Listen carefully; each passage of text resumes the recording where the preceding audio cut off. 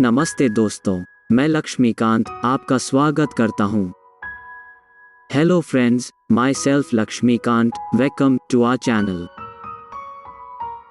कल हम बात कर रहे थे आपके मस्तिष्क के सक्रिय, निष्क्रिय, चेतन और अवचेतन अवस्थाओं के बारे में।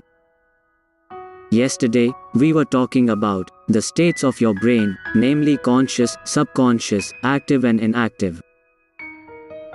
आइए इसे और गहराई से समझते हैं। Let us understand them more deeply.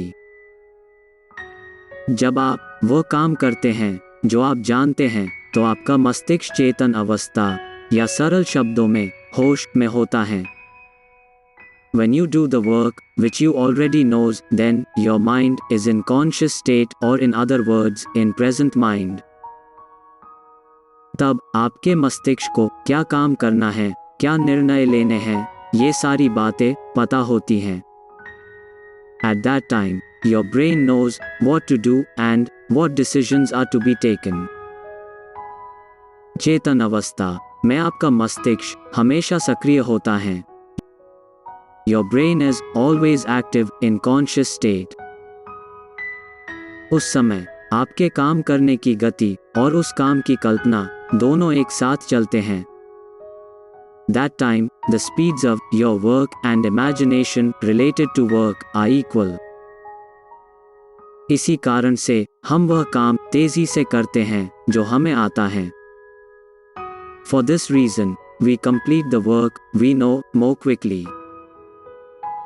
लेकिन जब आपका मस्तिष्क किसी दुविधा में पड़ जाता है, तो उसे सबसे पहले आपके सोच और कल्पना शक्ति का सहारा लेना पड़ता है।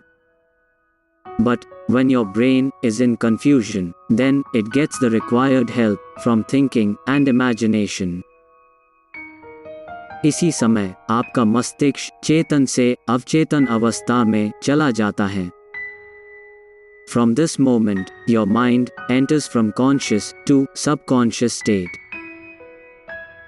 इसका सबसे बड़ा यह कारण है कि आपका मस्तिष्क सच और झूठ, वास्तव और कल्पना के बीच अंतर करना नहीं जानता।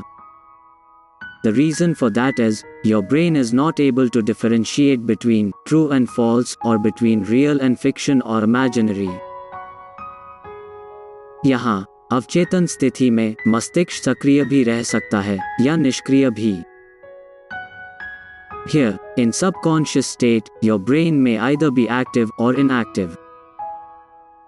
सरल काम आपका अवचेतन मस्तिष्क आसानी से कर लेगा, लेकिन दिक्कत जटिल काम करते समय आती है। Simple work can be easily be completed by our brain in subconscious state. Problem comes while performing complex activities. तो ऐसा क्यों होता है? जवाब है, जब आपका मस्तिष्क सोच और चिंतन कर रहा होता है, वह या तो नई बातें सीख रहा होता है या बातों को नया अर्थ दे रहा होता है। So, why that happens? Answer is, when your brain is engaged in thinking, it is either learning new things or giving meaning to the things. आपका मस्तिष्क अर्थ बनाने और अर्थ देने वाला यंत्र है, इससे ज्यादा कुछ नहीं। Your brain is a machine that gives meaning to everything. It is no more than that.